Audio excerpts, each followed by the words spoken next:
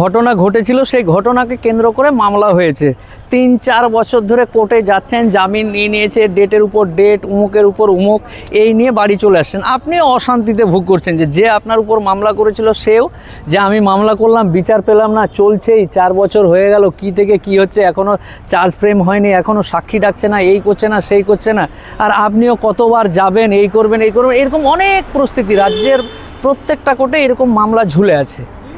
আপনারা যদি মনে করেন নিজেদের মধ্যে যদি অল্প মানে এরকম কোনো ঘটনা ঘটেছে, আপনি মামলা করে দিয়েছেন, পরে ভাবছেন যে মামলাটা না করলে ভালো হতো, এরকম যদি আপনার মনে এরকম প্রশ্ন জাগে, বা যার উপর অন্যায় হয়েছিল সেও যদি মনে করে যে অন্যায়টা এতটাই ছিল না যে একবারে মামলা করতে হবে, একবারে 4 বছর ধরে মামলা চলছে, টানা হিচা, এই ওই যাও আসো চলে এসো, এরকম ব্যাপারগুলো চলছে, এরও হয়রানি ওরও হয়রানি, দুই পক্ষ যদি মনে করেন যে না এগুলো হয়েছে বাবা, তখন এটা ঘটে গেছিলো 3-4 বছর আগে, এখন আমরা শান্ত হয়ে গেছি, এই সমস্ত পরিস্থিতিতে যদি মামলা মিটিয়ে নেন, খুব ভালো জিনিস। মামলা মিটিয়ে দুই পক্ষ আলোচনা করে মিটিয়ে নিজেদের উকিলবাবুর সাথে কথা বলুন এবং বলুন যে হয়েছে হলো, যা হওয়ার হয়েছে, আদালতকে বলুন আমরা আর এই কেস চালাতে চাই না, আর কিছু, এরকম অনেক পদ্ধতি আছে। মানে আমি যেটা বলতে চাইছি, একজন মানুষ হিসাবে এই সমাজে সুস্থভাবে বাঁচতে হবে।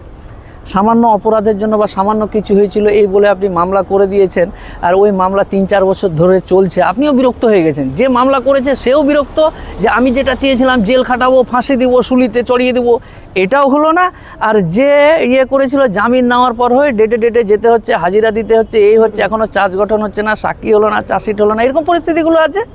কেউ কারো কথা শুনছে না, যাচ্ছি আসছি, ডেটের উপর ডেট নিয়ে চলে আসছি, এরকম পরিস্থিতিতে দুই পক্ষই যদি অধৈর্য হয়ে ভাবেন যে না আর চালাবো না, যাক যাওয়ার হয়ে গেছে, চলো, তাহলে